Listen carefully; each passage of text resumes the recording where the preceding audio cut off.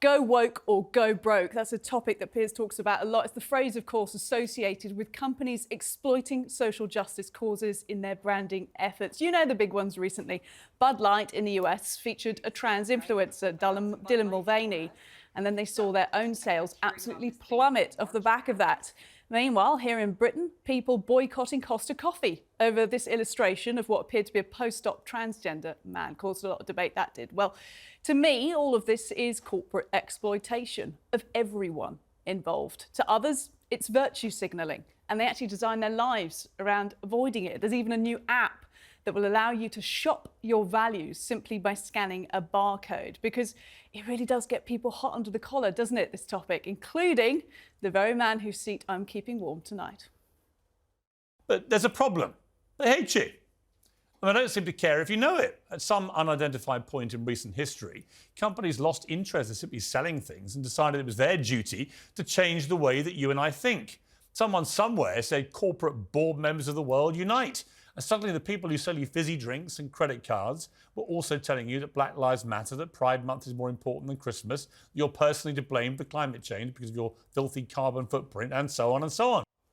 Well, at the moment, all of this is very much focused on this woke or anti-woke issues, but it is nothing new. Remember, do you remember this, the uproar about the Nestle Yorkie chocolate bar, their campaign in the early 2000s saying it's not for girls?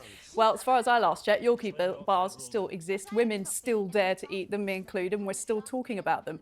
So that is exploitative marketing done right. So sometimes the gamble does pay off, and sometimes, in the case of Bud Light, it doesn't. But what about when money gets tight for consumers, like at the moment with sky-high inflation? Do you really stick to your values when it comes to your shopping list? In a cost of living crisis, what is more important, values or value for money?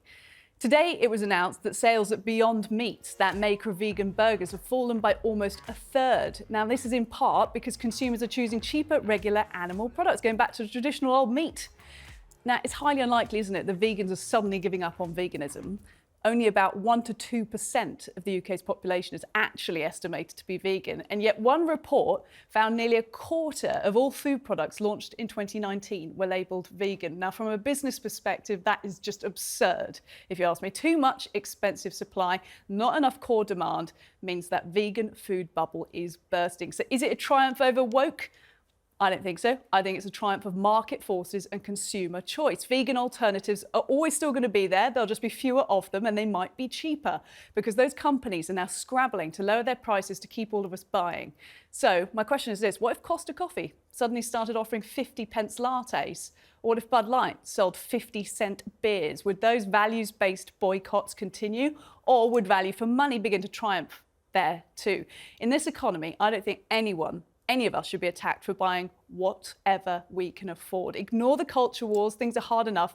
Enjoy the savings where you can make them. Joining me to discuss all of this, TalkTV presenter Richard Tice and political journalist Ava Santina. Thank you to you both. Also joined by Chris Rhodes, founder and CEO of Veeps. This new shopping app we were just talking about promises to help shoppers find brands that align with their values. Chris, thanks for making time for us. Just start off very simply by telling us how the app works. Sure. Yeah, the Veeps app is designed to make it effortless to shop based on your values. The way it works is you download the app, you get the 99-cent per month subscription, you load up the value pack that most aligns with what your interests are. There's 7 to choose from, and then you're ready to shop. You go to the store, you scan the product you're thinking about buying. Veeps returns a value score from 1 to 100 based on that company's values. And the ones that you chose, then you're able to say that's good or it's not good. If it's too low, Veeps offers some alternatives that might fit you better. You can look at those alternatives, choose, do I want A or do I want B? Pick the one you want, put it in the cart, and you move on to the next thing. It makes it easy. It makes it, you use your normal shopping routine. And most importantly, we keep everything updated so you don't have to be digging down internet rabbit holes all day. And you're not targeting any side in particular, are you, in this? You're looking at all ends of the spectrum, from liberal to conservative. So in terms of the data that you've picked up on so far, the users, as far as I know, it's only based in the US so far, your app. What are you noting from that? Do you find it's more liberals or more conservatives using it? Yeah, so we haven't done a ton of marketing yet, so we don't have a marketing campaign to really count against. So it's really been very news cycle driven so far. And we see spikes in all 7 different value packs that we have based on kind of what's happening in the news. So far, we've seen, based over the last month that we've been on the market, it's obviously been a big month for conservative news stories. We've seen a lot of conservative uptake. That's definitely the majority, but we see spikes here and there of all 7. Do you get on board with the argument I've been making that the companies are basically just exploiting everyone at this point in the pursuit of just making a quick buck, whether it be left or right, everyone involved is just being exploited? I don't think every instance of values signaling is exploited. But I think there are certainly companies that are trying to jump on that bandwagon and gain market share or whatever based on a value story that they may or may not be wholeheartedly believing in. So yes, there's some of that going on. I do think you don't necessarily have to make a decision, either values or savings. You just need the right data to make the decision.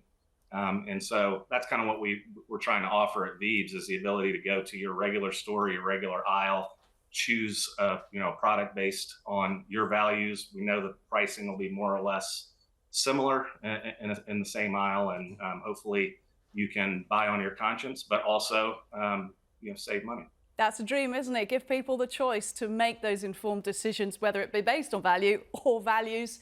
Let's come to the panel. Chris, stay with us. We'll come back to you. But you were listening to that, Richard and Ava. Quite fascinating, isn't it? Would you use the app? I love it. I mean, that is the American dream, isn't it? It's free market forces working out their best. Chris, he's identified a space in the market, and he's basically, with a subscription base, he's gone in the middle. He says, which do you want? And it'll be fascinating to see how it goes. My question to Chris is, when's it coming to the UK? Because, look, only this week, I've stopped buying Costa coffee. I put a tweet out there. Yeah, I just think they've suffered. So they haven't exploited people. They've made a terrible mistake, just like Bud Light did, and they're paying the price for it. And, that's what happens with boards. You make decisions, you make mistakes, they'll learn from it. So you make your values-based decisions in shopping. You've decided to boycott Costa. I know you're an investor, you're a businessman as well.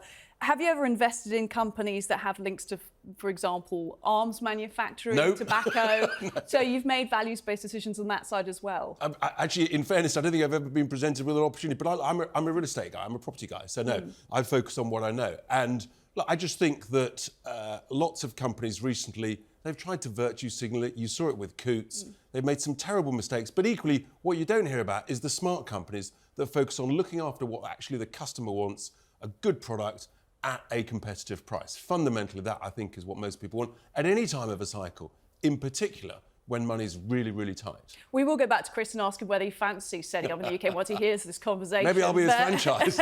He might be put off. Ava, coming to you on this. I mean, exploitative, that's what worries me about the Costa Coffee side of things when it comes to trans people and the way they're being represented. The Dylan Mulvaney case in particular, that person, that individual, she felt that she was left by the company, abandoned. Yeah, I mean, well, she was abandoned because that campaign blew up completely out of proportion. It was never meant to be an ad campaign. It was a little bit of sponsored content that went way out of the, way out of the water. And it means that people like Richard and I were talking about it on panels in a way that I don't think Dylan expected, and I don't think Bud Light did either. I'd like to go back a little bit, though, to your point about veganism earlier. I think that the reason that Beyond Meat are failing is because the product is not very good. I've been a vegetarian for nearly 20 years now. I mean, I don't go after products because they are virtue signaling or because they are, well packaged. I go after them because they're healthy. And a lot of the alternatives that have come out in the past few years aren't. So it doesn't matter if you put a trans flag on there. If it's not healthy, I'm not going to eat it. What do you make of all the sort of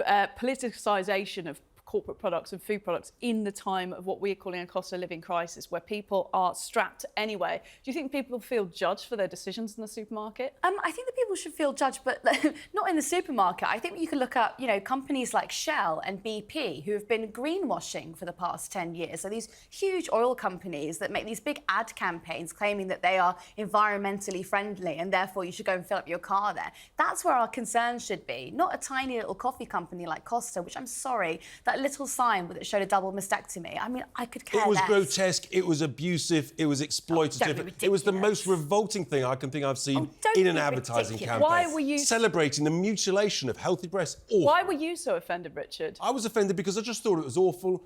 My other half, Isabel, was appalled by it. And we just told it as we see it. And I think Costa will deeply regret that. Were you offended, Ava? Not at all. Not at all. And also, there's no indication to show that that is supposed to be a depiction of someone who is trans. That What could else just is be- it? That could just be someone who has had a double mastectomy, which is quite common. I really don't mind that at all. I just don't think that the coffee there is very good. That's why I don't go there That's a whole personally. different But, you know. ballgame. Yeah, well, let's bring that up because a lot of these high street coffee chains at the moment are also under fire for passing on a lot of these high input costs, as we call them, inflation, onto the customer. You go and buy a coffee and a pastry, it's costing you just shy of 10 quid here in London, you know, somewhere around the Where do £6 or you £7 shop? mark. I'm talking about the main ones, I won't name them.